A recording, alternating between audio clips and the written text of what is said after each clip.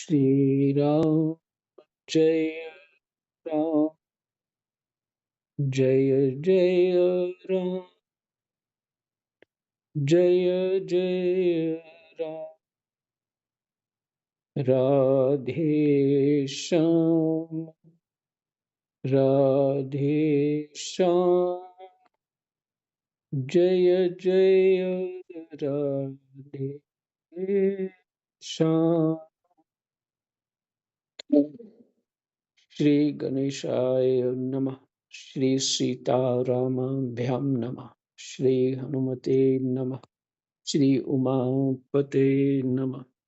श्री गुरुवे नमः। सब संतन जय जय जय जय सीताराम। राधे श्याम।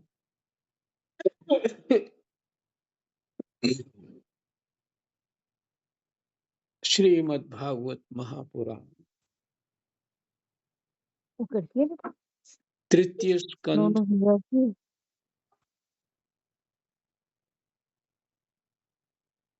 श्रीमद् भागवत महापुराण तृतीय स्कंद 7वां अध्याय। ये विदुर जी का प्रश्न है। पीछे जो उत्तर दिया मैत्री जी ने,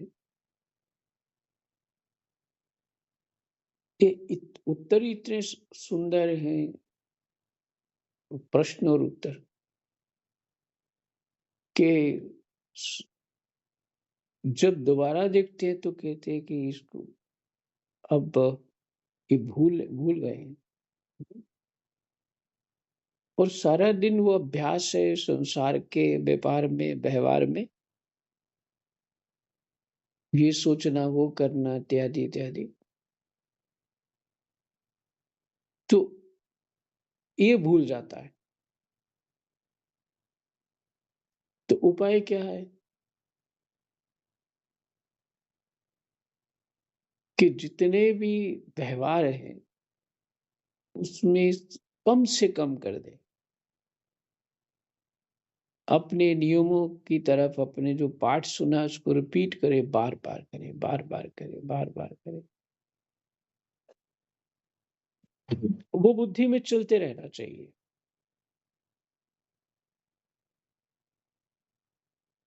तब देखिए कैसे आनंद कैसे आता है, कैसे निर्भयता हो जाएगी, हर तरह से निर्भयता हो जाएगी।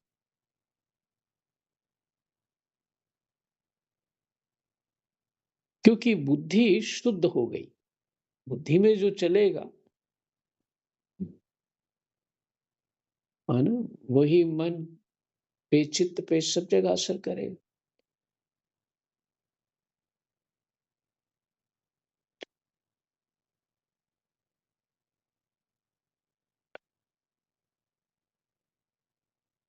तो ये कल का 14वां श्लोक ही पहले पाठ करते हैं। श्री कृष्ण के गुणों का वर्णन एवं श्रवण अशेष दुख राशि को शांत कर देता है। फिर यदि हमारे हृदय में उनके चरण कमल की रज के सेवन का प्रेम जग पड़े, तब तो कहना ही क्या है। भगवान श्री कृष्ण के गुणों का वर्णन और श्रवण अशेष समस्त पाप कर्मों को जला डालता है, दुख राशि को शांत कर देता है। फिर यदि हमारे हृदय में उनके चरण कमलों की रज के प्रेम जग पड़े, तो तब तो कहना ही क्या।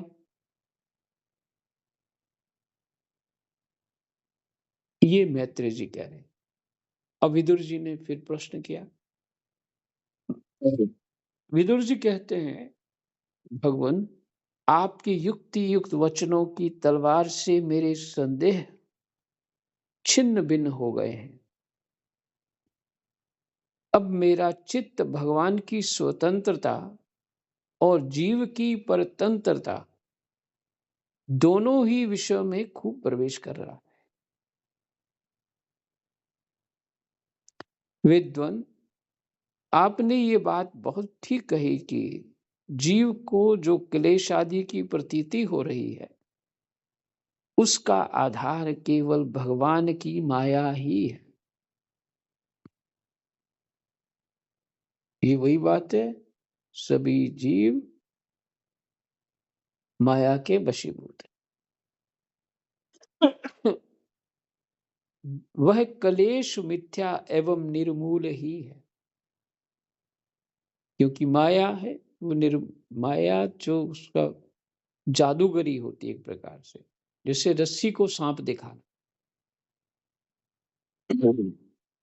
तो सांप तो है नहीं, दिखा दिया, भय करा दिया। प्रकाश होगा तो कलेश चला जाएगा, अर्थात ज्ञान होगा तो कलेश चला जाएगा। वह क्लेश मिथ्या एवं निर्मूल ही है, क्योंकि इस विश्व का मूल कारण ही माया के अतिरिक्त और कुछ नहीं है। संसार की रचना माया के अतिरिक्त और कुछ नहीं। इस संसार में दो ही प्रकार के लोग सुखी हैं। या तो जो अत्यंत मूल अज्ञानग्रस्त है,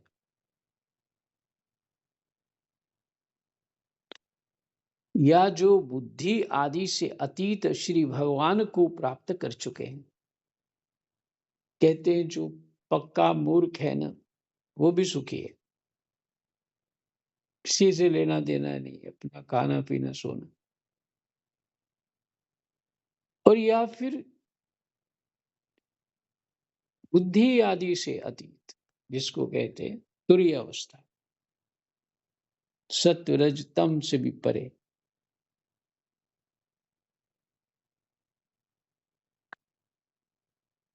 बोलना चाहिए तम रज सत्व से परे, ऐसे बोलना चाहिए। तो इससे भी जो अतीत है, उस भगवान को पा चुके हैं। या तो वो सुखी हैं, या तो मूर्खानंद सुखी है। बीच की श्रेणी के संशयापन्न लोग तो दुख ही भोगते हैं, हमारी तरह के। भगवान, आपकी कृपा से मुझे यह निश्चय हो गया कि ये अनात्म पदार्थ वस्तुतः है ही नहीं। आपने कृपा करके जो उपदेश किया है, ये सब माया है, अनात्म पदार्थ है, आत्मा नहीं है, ये अनात्मा है।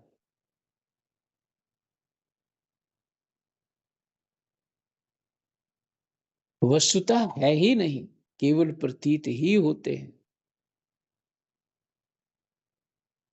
अब देखिए तीनों गुणों से कौन कौन सी चीज बनी हमारी। हमारे इंद्रियों के देवता, हमारे रजोगुण से कर्म इंद्रियां, तन्मात्राएं जो तमोगुण से।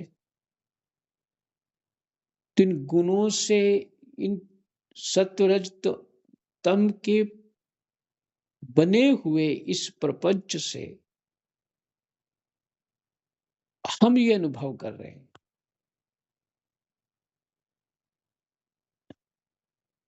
वो अनुभव इसलिए हो रहा है कि वो बाहर भी है और हम भी वही रूप हैं।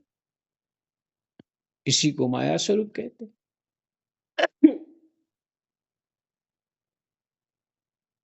तो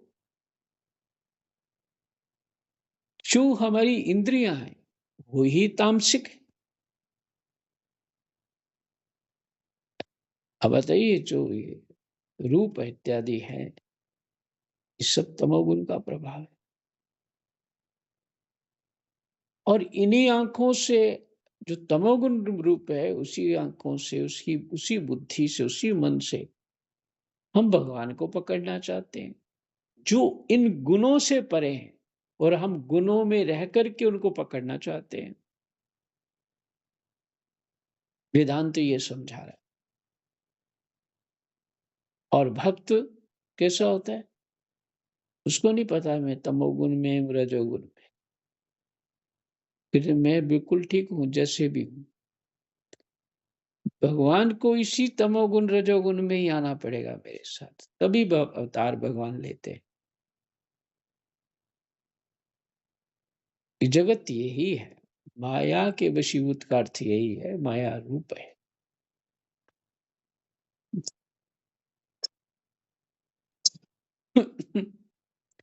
तो क्या किसी का गुस्सा करें और क्या किसी की प्रसन्नता करें? आज जो अच्छा कल बुरा हो जाएगा, कल जो अच्छा है बुरा है वो कल अच्छा हो जाएगा। क्या बोलोगे किसके लिए? इसलिए पर गुण पर दोष नहीं कहूँ। मैं किसी के गुण दोष नहीं कहूँ, ये तो माया के गुण है। क्या किसी की प्रशंसा करूँ? इसलिए मस्त राम रहूं।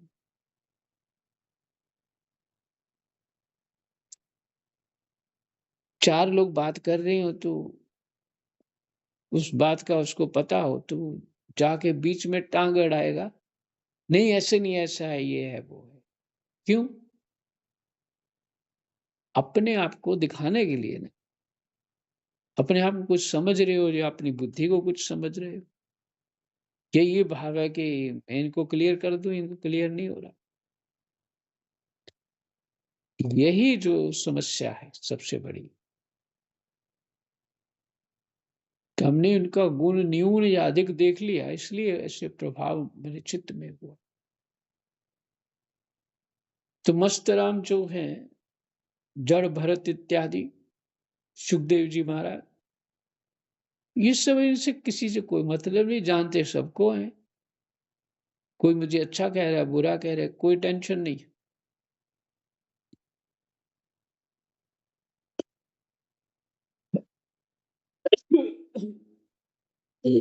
तो क्योंकि पता है ये माया के गुण हैं, इसकी चर्चा करें। आत्मा की तो कोई चर्चा ही नहीं। वो सच्चित आनंद है, उसमें कोई विकार नहीं है। तो इस प्रकृति की क्या चर्चा करें? ये तो असत्य है। अब बताओ, हमारा दुख कहाँ गया, हमारा सुख कहाँ गया? जिसमें फंसे हुए वो है ही असत। क्योंकि हम स्वतः ही अपने हम हम विचार करते हैं हम सत्य हैं, लेकिन हम असत्य हैं। क्यों? हम अपने आप को शरीर मानते हैं, इसलिए असत्य हैं। हम आत्मा हैं। संयोग वियोग तो नित्य प्रति हर क्षण में, हर पल में हो रहा है। संयोग भी जो अभी 1 सेकंड इस डेट का जो अभी निकल गया, वो बह गया, आगे-आगे बढ़ता जा रहा है। तो वियोग ही तो हो रहा है हर समय। संयोग के साथ तुरंत भोग और वियोग एकदम, जैसे दीपक की लौ है, इस तरह से चल रहा है। इसलिए ऐसे प्रकृति में जीव है। भगवान कहते हैं तू ये विषाद योग में कि तुम किसके लिए रो रहा है? हाँ? जो तू अगर जो सही मानता है कि वो थे और चले गए, तो क्या ये सत्य है? या तू सत्य है, रोने वाला सत्य है? तो रोने वाला भी सत्य नहीं। तो जो असत्य है उसकी चिंता क्या? तो जो अगर सत्य है तो फिर तुम्हें चिंता क्या? जब तुमने सत्य मान लिया तो फिर चिंता क्यों करते?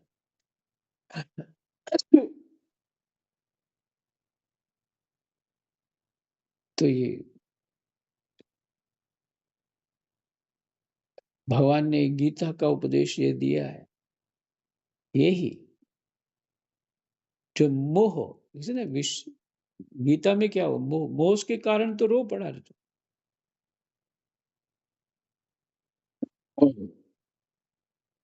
इसलिए जो बुद्धि आदि से अतीत श्री भगवान को प्राप्त कर चुके हैं, बीच की श्रेणी के संशयापन लोग तो दुख ही भोगते हैं। संशयापन,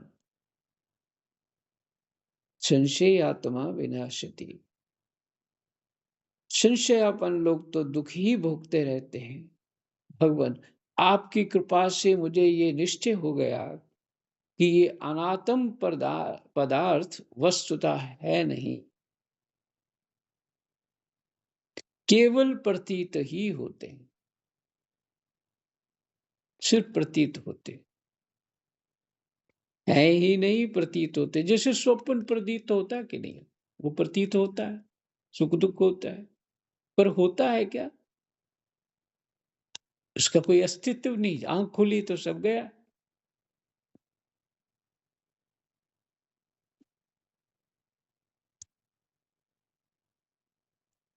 अब मैं आपके चरणों की सेवा के प्रभाव से उस प्रतीति को भी हटा दूंगा।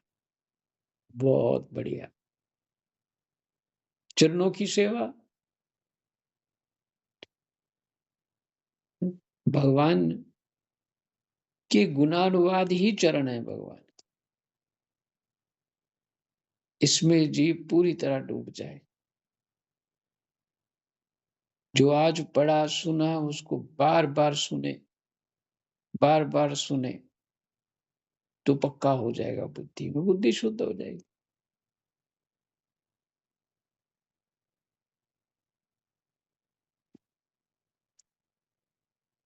तो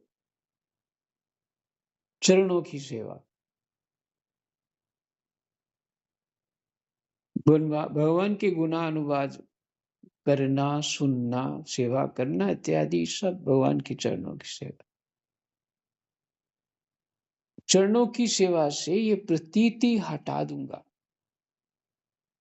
इन श्री चरणों की सेवा से नित्य सिद्ध भगवान श्री मधुसूदन के चरण कमलों में उत्कट प्रेम और आनंद की वृद्धि होती है। संसार की हम इतनी बातें करते हैं ना, इतनी बातें करते, इतनी बातें करते, और इतनी, क्योंकि बड़ा स्वाद आता है, इतनी बातें करते,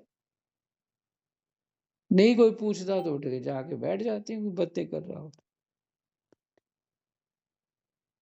तो। उसमें संसार की बातों में वैसी तृप्ति नहीं होती जैसी भगवान भगवान की कथा या गुणानुवाद में कहने से या सुनने से जो प्रतीति हो, जो सुख होता है, उस संसार की बातों से तो नहीं होता। बातें दोनों तरफ है।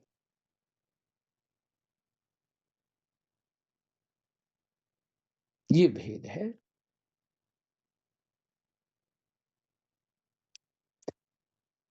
तो भगवान के बातें करने से उत्कट प्रेम और आनंद की वृद्धि होती है।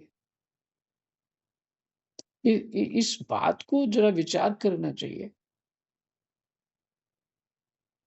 कि हम अपना जो मन बुद्धि है वो दूसरे की तरफ क्यों लगाए। प्रश्न ये है, खा रहे हम घर से, कमा रहे अपना, और बातें देख रहे हैं, सुन रहे हैं दूसरों को। बताइए, तो जीवन भी गंवा रहे हैं और धन भी गंवा रहे हैं, दूसरे की बातें बुद्धि में रखी हुई हैं।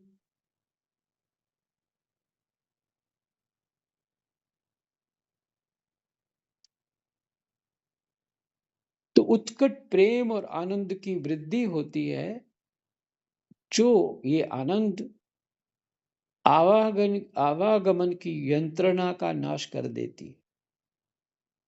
जीवन मरण आवागमन की जो यंत्रणा है, पीड़ा है, उसका नाश कर देती है। महात्मा लोग भगवत प्राप्ति के साक्षात मार्ग ही होते हैं। उनके यहाँ सर्वदा देव देव श्री हरि के गुणों का गान होता रहता है।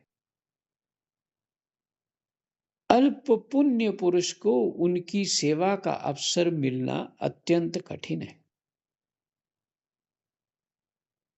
अल्प पुण्य, इसके पुण्य बहुत कम है, उस पुरुष को उनकी सेवा का अवसर मिलना अत्यंत कठिन है। यही विश्राम करते हैं, आपका समय हो गया। समय तो अभी 10 मिनट है, तो 10:10 हो, फिर कल आराम से और पाठ करेंगे। कृष्णाय वासुदेवाय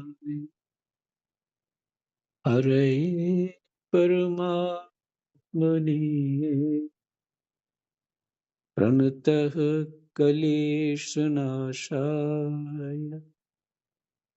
गोविन्दाय नमो नमः।